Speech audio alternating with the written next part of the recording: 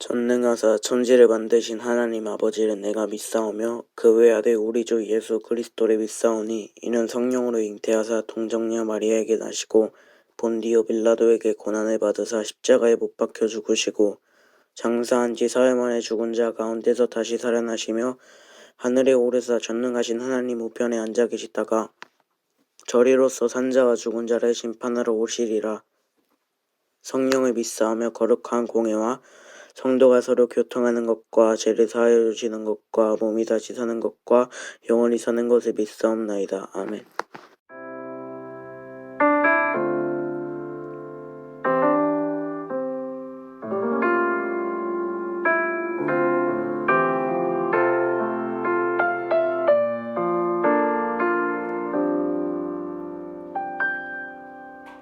한 사람이면 충분했던 주님, 주 말씀에 순종하는 자, 한 걸음마다 하나님 말씀을 지하여 주님의 마음에 동참하는 그 사람이 내가 되길 원해. 주 말씀에 순종하는 자, 한 걸음마다 하나님 말씀을 지하여 주님의 마음에 동참하는 자, 나를 향한 계획, 주님이 잘 아시네. 주를 향한 나의 삶, 전심으로 주께 경배해. 그 사람이 내가 되길 원해. 주 말씀에 순종하는 자, 한 걸음마다 하나님 말씀을 지하여 주님의 마음에 동참하는 자,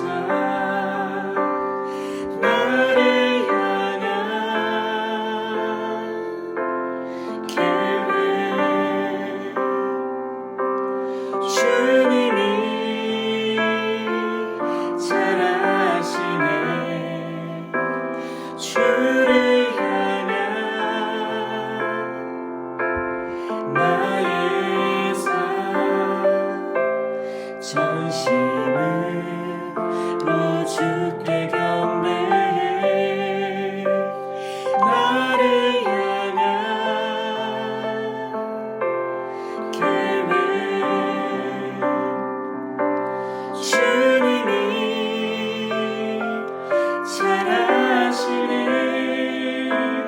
주를 향한 나의 삶, 전심으로 주께 경배해. 주님의 뜻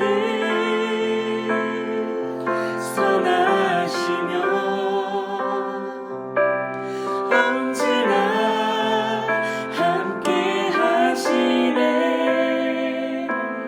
주를 향한 나의 맘,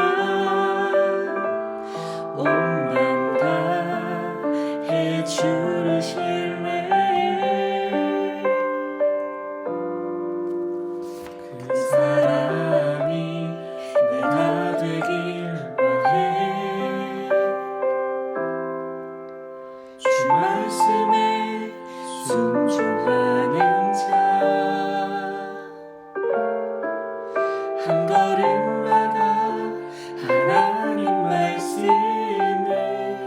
의지하여 주님의 마음에 동참하는 자.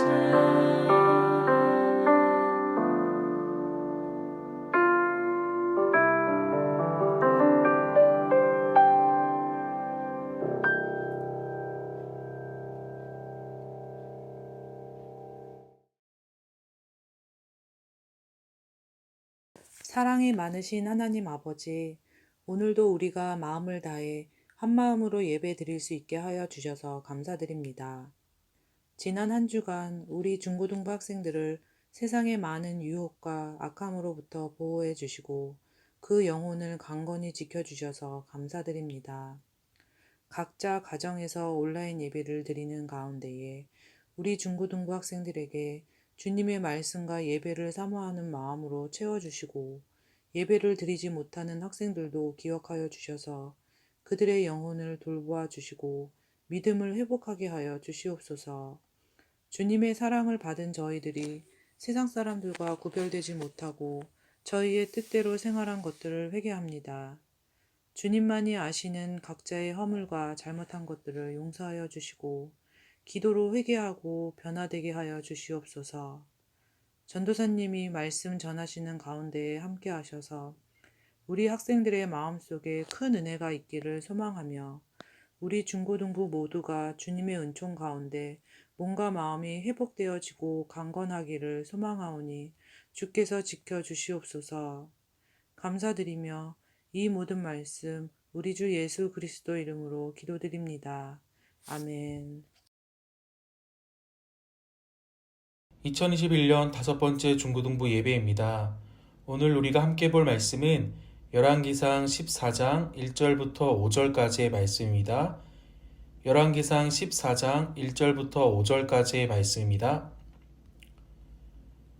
그때 여로보암의 아들 아비야가 병든지라 여로보암이 자기 아내에게 이르되 청하건대 일어나 변장하여 사람들이 그대가 여로보암의 아내임을 알지 못하게 하고 실로로 가라. 거기 선지자 아이야가 있나니 그는 이전에 내가 이 백성의 왕이 될 것을 내게 말한 사람이니라. 그대의 손에 떡 10개와 과자와 꿀 한 병을 가지고 그에게로 가라. 그가 그대에게 이 아이가 어떻게 될지를 알게 하리라. 여로보암의 아내가 그대로 하여 일어나 실로로 가서 아이야의 집에 이르니 아이야는 나이가 많아 눈이 어두워 보지 못하더라. 여호와께서 아이야에게 이르시되 여로보암의 아내가 자기 아들이 병들었으므로 내게 물으러 오나니 너는 이러이러하게 대답하라. 그가 들어올 때에 다른 사람인 채 함이니라. 아멘. 느밧의 아들 여로보암의 이야기는 성경을 이해하는 데 굉장히 중요합니다. 여로보암 이야기에 담긴 의미와 중요성을 이해하지 않고서는 열왕기와 역대기를 전혀 이해할 수 없습니다. 열왕기와 역대기에서 그의 이야기가 계속해서 언급되기 때문입니다. 이스라엘을 통치한 많은 왕에 대한 기록이 있지만 우리는 한 구절로 이스라엘을 통치한 왕에 대해서 설명할 수 있습니다. 그가 이스라엘로 범죄하게 한 느밧의 아들 여로보암의 길로 행하였다. 여로보암이 범한 죄가 무엇인지 알지 못하면 이스라엘 왕들 중 어느 한 사람의 경우도 이해할 수 없지만 여로보암의 죄가 무엇인지 정확하게 안다면 우리는 이스라엘 왕들이 하나님 앞에서 어떤 잘못을 저질렀는지를 알게 될 것입니다. 느밧의 아들 여로보암은 북이스라엘의 초대 왕이 됩니다. 그리고 에브라임 산지에 세겜이라는 성을 건축하고 그곳에 거주합니다. 그런데 한 가지 어려움에 부딪히게 됩니다. 열왕기상 12장 27절 말씀입니다. 만일 이 백성이 예루살렘에 있는 여호와의 성전에 제사를 드리고자 하여 올라가면 이 백성의 마음이 유다 왕된 그들의 주 르호보암에게로 돌아가서 나를 죽이고 유다의 왕 르호보암에게로 돌아가리로다 하고, 그동안 이스라엘 백성은 하나님을 예배하기 위해 예루살렘에 있는 성전으로 올라갔는데 나라가 둘로 갈라진 뒤에도 백성들은 여전히 그렇게 하고 싶어 한 것입니다.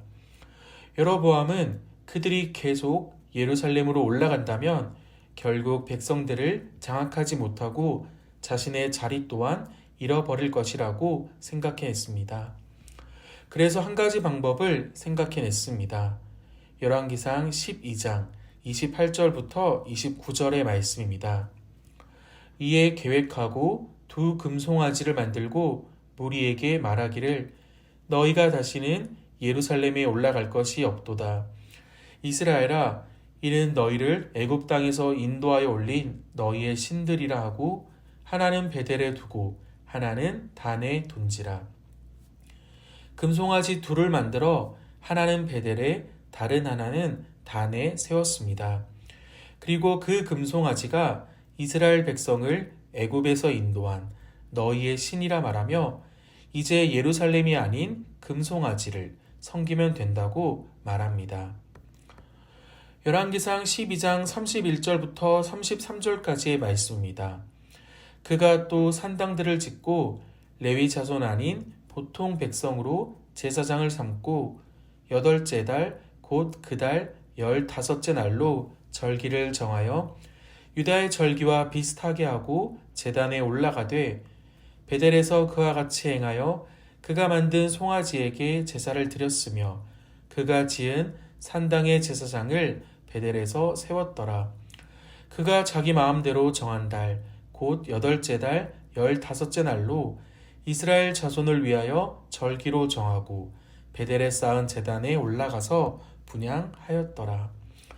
하나님의 뜻이 아니라 여로보암은 자신의 생각대로 멋대로 성전 같은 것을 짓고 레위인이 아닌 백성으로 제사장을 삼고 특정한 절기를 정한 다음 백성들에게 예루살렘에서 하던 것처럼 금송아지를 섬기라고 요구한 것입니다.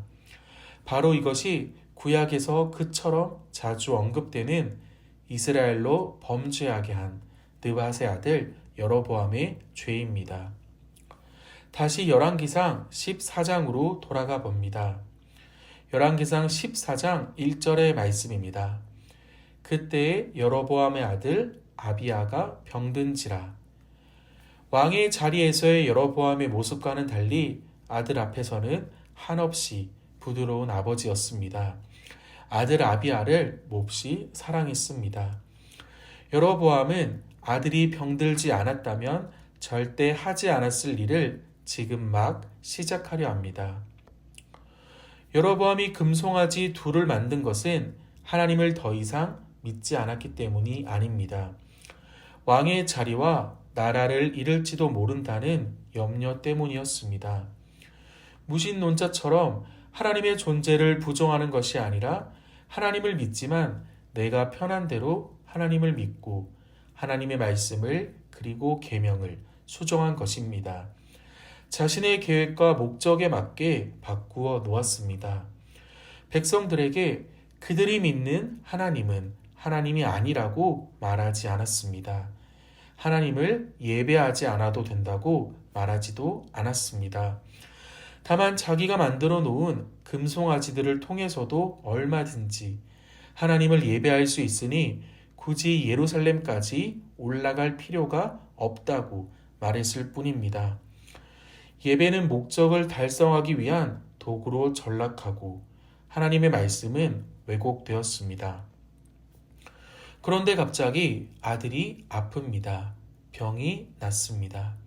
그러자 그는 하나님의 방법으로 돌아섭니다.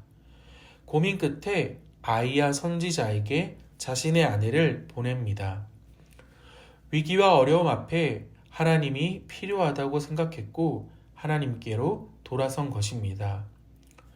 여로보암에게 하나님은 그저 자신이 원할 때만, 필요할 때만 이용하는 존재일 뿐이었습니다. 여로보암의 모습은 우리가 보는 수많은 사람들의 모습을 가장 완벽하게 보여줍니다. 그리고 안타깝지만 우리의 모습입니다. 모든 죄인이 같은 모습으로 죄를 범하는 것은 아니지만 지금 그 중에서도 아주 뚜렷하고 명백한 유형의 죄인의 모습을 우리는 보고 있습니다. 성경도 읽고 말씀도 많이 알고 있습니다. 용서와 죄사함에 관한 가르침도 받아들입니다. 하나님을 만나고 싶어 합니다. 하지만 어려울 때만, 힘이 들 때만 우리는 하나님을 찾습니다. 느밧의 아들 여로보암처럼 말입니다. 일이 잘못될 때는 무릎 꿇고 기도하며 눈물로 간절히 하나님을 찾지만 아무런 일 없이 잘 지낼 때에는 하나님을 전혀 찾지 않습니다. 여로보암의 이야기가 바로 이런 사람들을 잘 묘사해주고 있습니다. 그리고 우리에게 경고하고 있습니다. 여로보암은 분명 자신이 하고 있는 일이 잘못되었다는 것을 알고 있었습니다. 그는 하나님을 더 이상 믿지 않았기 때문에 종교 체계를 바꾼 것이 아닙니다.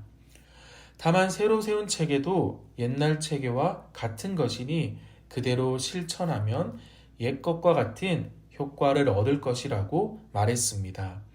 그리고 백성들을 설득했습니다. 마치 사실인 것처럼 말입니다.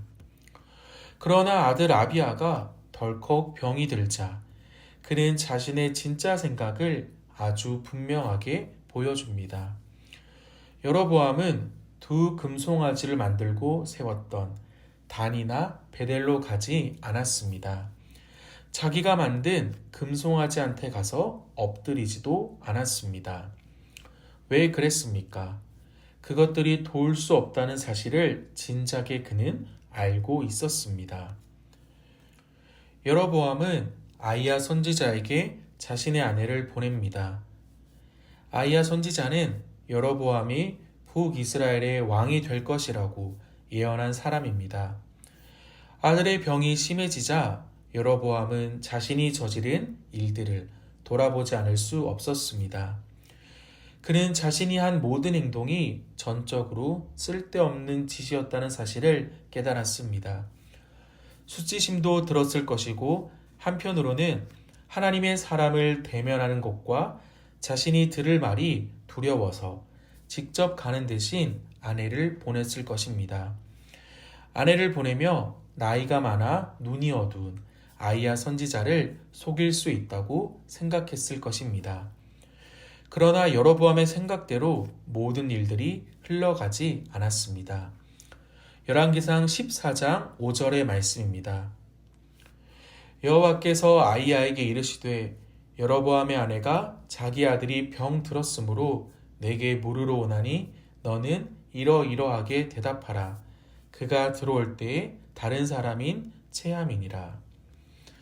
여로보암은 눈이 어두워 보지 못하는 아이야 선지자를 속이기 위해서 자신의 아내를 변장까지 시키며 철저하게 준비했지만 아이야 선지자는 그를 알아보았습니다. 여호와께서 아이야에게 이르시되 하나님을 속일 수는 없었습니다. 하나님께서는 아이야 선지자에게 여로보암의 아내가 곧 자신에게 올 것을 미리 알려주셨고 그에게 전할 말 또한 말씀해 주셨습니다. 우리는 분명히 알면서도 여로보암처럼 살아갑니다. 우리가 그토록 분명하게 알고 있는 모든 것이 마음에 들지 않기 때문입니다. 우리의 계획과 맞지 않기 때문입니다. 힘이 들기 때문입니다. 그것과 반대되는 다른 것을 하고 싶기 때문입니다. 삶에 아무런 문제가 없이 매끄럽게 진행되어 아무런 문제가 없을 때에는 모든 것이 괜찮아 보입니다. 그런데 여로보암의 아들 아비야가 병이 납니다. 우리의 삶이 병듭니다. 여로보암은 금송아지를 만들고 그것을 하나님이라 부르며 그 앞에 무릎을 꿇었습니다. 인간은 끊임없이 자기의 욕망을 실현하기 위해 하나님을 이용합니다. 끊임없이 자기 욕망을 표현해 줄 대상을 만들고 그것을 하나님으로 숭배합니다. 여로보암은 사람들을 속이고 자신을 속였습니다. 그리고 하나님을 속이려 했습니다. 여로보암이 세운 금송아지가 혹시 우리에게도 있지 않습니까? 하나님이 아닌 다른 것을 나의 주인으로 삼고 있지는 않습니까? 스스로 하나님의 자리를 대신해서 세운 금송아지들을 보십시오. 금송아지는 금송아지일 뿐입니다. 그것이 그저 금송아지에 지나지 않는다는 사실은 우리가 그것을 가장 필요로 할 때 금송아지 자신이 증명해 줄 것입니다. 아무것도 할 수 없다는 것을 말입니다. 우리는 하나님이 원하는 방법과 방향이 아닌 우리가 원하는 대로 믿고 우리가 받아들이고 싶은 것만 수용할 때가 많습니다. 느밧의 아들 여로보암처럼 하나님을 예배하며 자기의 방식대로 살아갈 때도 있습니다. 일이 잘못될 때는 언제나 무릎 꿇고 기도하며 하나님을 찾지만 모든 일이 잘 풀릴 때는 하나님을 잊고 살 때도 있습니다. 이 시간 우리의 삶을 되돌아보며 예수 그리스도만이 길이요 진리요 생명 되심을 고백하며 결단하는 시간을 갖기를 원합니다. 하나님보다 더 사랑한 것들이 있다면 내려놓게 하시고 우리의 연약함을 세상의 방법으로 채우려고 했다면 그것들을 모두 비우고 하나님의 말씀으로 은혜로 채워지기를 고백하는 여러분의 삶이 되기를 기도합니다. 자신도 아닌 세상도 아닌 오직 하나님 한 분만이 우리의 주인됨을 고백하며 우리가 주인 삼았던 것들이 있다면 그것을 내려놓고 오직 주님 한 분만이 참 주인 되심을 고백하며 주인 되신 주님 한 분에게만 영광을 돌리는 여러분의 삶이 되기를 축복합니다. 하늘에 계신 우리 아버지여, 이름이 거룩히 여김을 받으시오며 나라가 임하옵시며 뜻이 하늘에서 이룬 것 같이 땅에서도 이루어지이다. 오늘날 우리에게 일용할 양식을 주옵시고 우리가 우리에게 죄 지은 데를 사하여 준 것 같이 우리 죄를 사하여 주옵시고 우리를 시험에 들게 하지 마옵시고 다만 악에서 구하옵소서. 대개 나라와 권세와 영광이 아버지께 영원히 있사옵나이다. 아멘. 첫 번째 광고입니다. 중고등부 예배는 유튜브에 하남예일교회 중고등부를 검색하거나 교회 홈페이지를 통해 드릴 수 있습니다. 하남예일교회 주일학교 예배는 매주 주일 오후 1시에 모두 업로드됩니다. 두 번째 광고입니다. 중고등부 온라인 예배에 함께하는 보이스 레코딩을 진행합니다. 사도신경과 주기도문 중 하나를 녹음해서 전도사님에게 보내주시면 중고등부 온라인 예배 영상에 여러분의 목소리로 함께 참여할 수 있습니다. 1월 31일 중고등부 온라인 예배에 목소리로 참여한 신예준 강주아 학생 감사합니다. 세 번째 광고입니다. 2월 7일 주일 오후 4시에 온라인 신입생 환영회인 신입생 원이 좋구나를 진행합니다. 참가 대상 및 방법은 중학교 1학년 신입생 학생들이고 줌을 통해 진행합니다. 자세한 사항은 1학년 담임 선생님을 통해 전달하도록 하겠습니다. 중고등부에서는 다양한 프로그램을 준비하고 있습니다. 홈페이지, 인스타그램, 유튜브를 통해 프로그램에 대한 안내를 하고 있으니 많은 관심 부탁드립니다. 이상으로 광고를 마칩니다.